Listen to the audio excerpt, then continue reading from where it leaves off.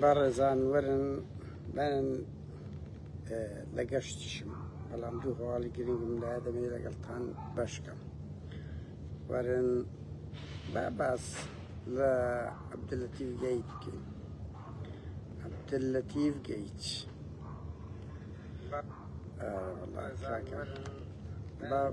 با باس لە عەبدولەتیف گەیت بکەین. کاکە و خەڵکە زۆر سەیرە وەڵڵی هیچ نەشەرمانە هیچ. ئەمە ڕخنە لە عەبدولەتیف دەگرین ئەڵێ تۆ دژی خودا و پێغەمبەری، یعنی بەجددی شەرم لە خۆتان بکەن. یەکەم دیفاع لەو کابرایە دەکەن، یعنی شەرم ناکەن دیفاع لە کابرایەک دەکەن. چووە گوتی کاکە ئەوە پێگەکەی بە ئاینی خۆی بەکارهێنایە، یعنی دووک ئەوە چەندەمێن حاڵەتی سێ چ ڕەبتی بە دین هەیە، یعنی ئەو مەلایانە بەشە لەگەڵ ئەو پەرڕێزم بەبوو دەیان مەلای جوان بە هەڵوێستیان ئایندار. کاچ خۆم شەرم لە خۆتان بکەن، شەرم بە ئاشکرا دەیەتن ئەڵێ تو دژی خودای. کاکە لە چێ باشی خودا کرایە؟ تۆ دەتەوێ ئەو بێ ئەخلاقیەتی عەبدولەتیفەکان بشاریەوە بڵێ ئەوە دژی شەڕی ئیسلام و کافرە، هەست پێ ناکەن ئیفلاسن. کەی ئێمە ڕۆژێک لە ڕۆژە هەتا ئەو سروودەی دام کردیا بڕۆم دوو زار جێم لێڕای بزانن لە شوێنێک باسی سوکاتی بە ئیسلام دەکە، بەڵام کاکە ڕەخنە لە عەبدولەتیف دەگرێت. کابرایەکی بێ بچی پێگە ئاینەکەی خۆی ئەو لە دووەم جارە لەگە دەکت ئامادە بن شادی بدەن،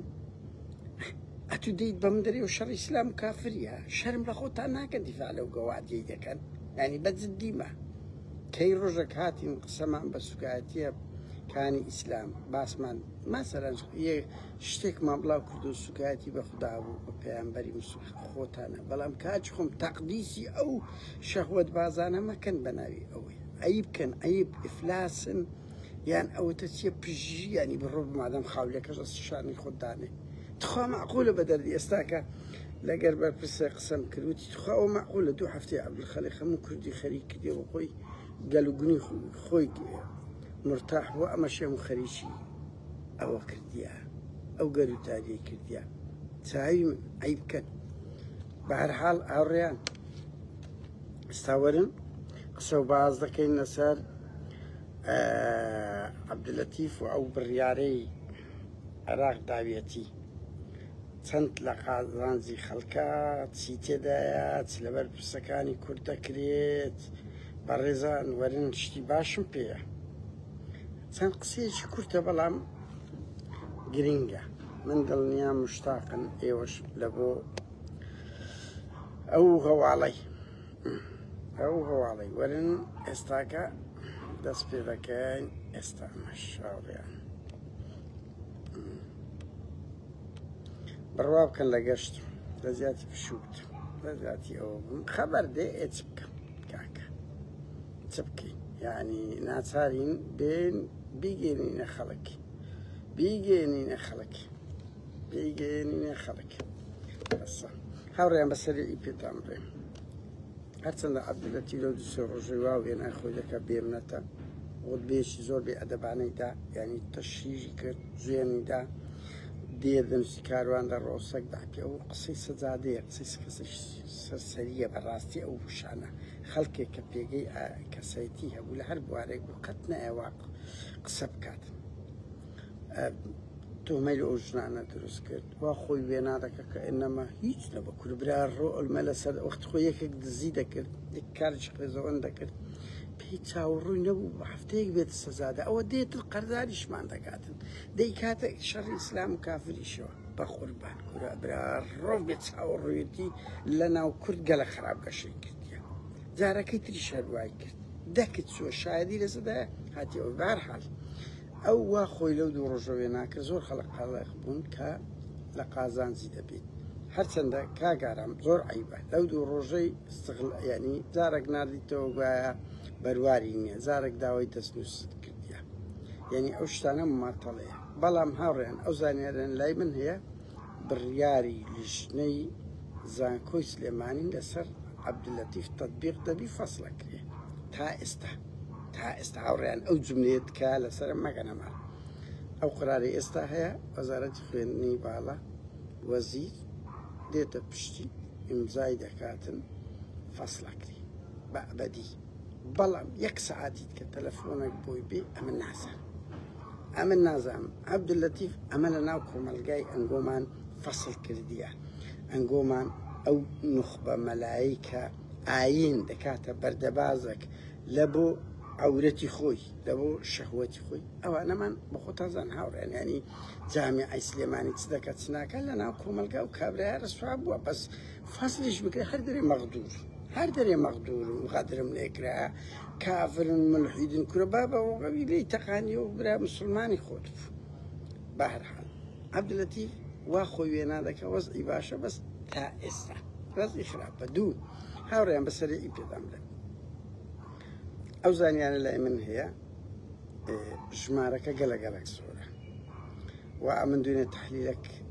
نووسیم لێکدانەوە کێ بڕۆ هاوڕێیان سەیری وشە بکەم بەڵام کە تۆمباراک 200 میلیۆنی وەرگرتێ ئەوی ئەم بزان وانە تۆمباراک لەگەر عەلیزەیدی باسی کردیە هەموو ئەو خەتانەی دژی ئەمریکا بوونە ڕۆژ بە ڕۆژ دێنە ناویان و ئیفلاسیان پێ دەکات و ئەگەر هەیە بە ناوی تیرۆریش بە ناوی تیرۆر پژگیری تیرۆر هەندێکیان بژدرێنە دادگە لە ئایندا ئەوانەی کە گورزیان لە 20 ساڵی ڕابردوو لە ئەمریکادایە هاوکات ئەمریکا قائیمەیەکی لەسەروی 100 کەسی ئەوە زانیاریە داوە بە عێراق ئەوانە دەبی پارەیان لێ وەربگریەوە ئیفلاسیان پێ بکە یان ئەوتە پارەیان لێ وەرگری و بدرێ بەڵام حکوومەتی عێراق بەخۆی بە سەدانی کەی هەیە بەدەر لە حکوومەتی عێراق وەزانیاریش کەشتان پێ بڵێم ئەو هێزەی عەلیزەیدی کە هەر دەکوتە سەر ماڵەکان هێزەشی تایبەتی ئەمریشی لەگەڵیانە بەرپرسیش باشە هێزەشی تایبەتی ئەمریشیەکانیش لەگەر هێرشکرد ینی دەست بە سەراگرتن و دەستگیرکردنی ئەوەکانە خاڵەکی هێزی ئەوەی کوردی دوایی شتان پێ بڵێ مەسەلەی کوردی پارتی وێچێتی و ڕەنگی بەرپرسەکی گۆڕانیش تێدابیست 700 ملیۆن دۆلار دەکات تریلیۆنێک و ئەوەندەیە نازانم چەندە لە چەند بەرپرسێک وەردەگیرێتەوە بە تایبەتی ئەو ناوانەی ئێمە باسمان کردی 1 تریلیۆن و 300 میلیۆن ملیار نازانم ینی 700 میلیۆن دۆلار لێیان وەردەگیرێتەوە شاناز ناوی تێدایە خالی شوانی ناوی تێدایە بەنگین ڕێکانی ناوی تێدایە و شار زێباری ناوی تێدایە ئەمن بەرپرسم لەو شتانە باشە پارەیان لێ وەردەگیرێتەوە هەر یەکەیان 10 میلیۆن و 20 و 30 و ڕەنگی زیاتریان خواردبی بەس ئەو 700 میلیۆنەی نەدەنەوە ئەمر قەبزیان و دەرەسی مەمنوع دەکرێن و ڕەنگی لە هەولێریش دەست بەسەر بکرێن بەس پارەکەی بدەنەوە ڕەنگی ئێوەر دەبنەوە ئەوە ئەمن پرسییم باشە لۆ یعنی خەڵکێکەیە ئاگاداری ئەو وەزای لێم پرسی باشە بۆ بەس ئەوەکانە ینی چەند کەسێکە وتی لە ئێستا میدیۆمەکان دەگیری مێدیۆم وتم لارچ وتی تێدا نیە مێدیۆم تێدایە لە ئێستا بەرپرسە میدیۆمەکانە وەزیر و وەکیل وەزیر و هەندێک سەرمایەدار میدیۆمەکانە ئێکس لارجەکان نازدارن ئێکس لارجەکان زۆر نازدارترن بەس ڕەنگی لە ئاین دەدابێ گرنگ ئەمریکا من دەمێت جملەی کۆتایی ئەوی ئەم بزانم هێزەشی شیعەی معتەدلی دوور لە ئێران دەینتە پێش بۆیە بەچەک و بەپارە و هەموو ئەوانەی دەستیان هەبووە لە تاوان بەرامبەر ئەمریکا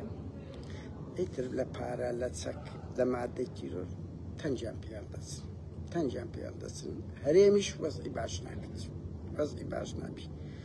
و پارە بڕە لەو بەرپرسانە و هێزی ئەمنیش لە پارتی وێچێتی کلک و باڵ دەکری بەرپرسم لەوەی پێشتریش بەس ڕەنگی بە ڕۆژە کودووی دەبی گرنگ 700 میلیۆن دۆلار دەبی بەرپرسانی پارتی وێچێتی بدەنەوە حکوومەتی عێراق ئەگەر ئەمر قەبزیر و هەر هەمووان دەدەچیت و لە ئێستا قۆناغی ئێمە میلیۆمە بەڵام ڕەنگی بستە لارچ دوایەوە نازانم هاوڕێیان هەر ئەو زانیاریانە ویستم ئاگادارتان کەمەوە ڕێزی تایبەتیم لە پاریسی